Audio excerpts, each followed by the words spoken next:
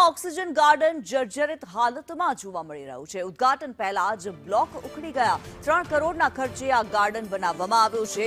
હલકી કક્ષાના મટીરીયલ વાપરવાથી આ સ્થિતિ સર્જાઈ છે, જેનું ઉદ્ઘાટન પણ ક્યારે થશે તે એક સવાલ ઉઠી રહ્યો છે। સુરતની અંદર બેસ્તાન વિસ્તારમાં નિર્માણ પામી રહેલું ઓક્સિજન ગાર્ડન કે જે લોકાર્પણ પહેલા જ વિવાદ સર્જાયો છે, જેને લઈને કરોડોના ખર્ચે તૈયાર થઈ રહેલા આ પ્રોજેક્ટમાં હલકી કક્ષાના મટીરીયલના વપરાશને લઈને દિવાલોમાં મોટી તિરાડો અને પેવર બ્લોક ઉખડી જવાની ઘટના સામે આવતા મનપાની કામગીરી સામે ગંભીર સવાલો ઊભા થયા છે।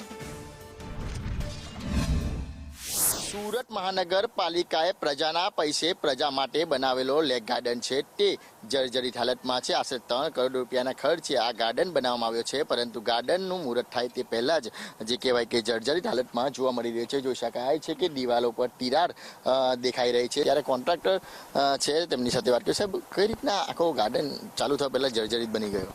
સાહેબ, હવે એમાં એવું છે, અહીંયા જે બહારના રોડનું કામ ચાલુ હતું ને એના હિસાબે લોડિંગ વાહનો અહીંયા હાંકવામાં આવ્યા હતા, એના હિસાબે આ પોઝિશન આવી છે। અહીંની પબ્લિક એવું કહેતી હતી કે આ ખુલ્લું રાખો, હા, એના હિસાબે આ ખરાબ થયું છે। અહીંયા સાહેબો હાજરમાં ઉભા રહીને મેં કામ કરેલું છે। કેટલા કરોડમાં કોન્ટ્રાક્ટ આપ્યો છે? 3 કરોડનો છે।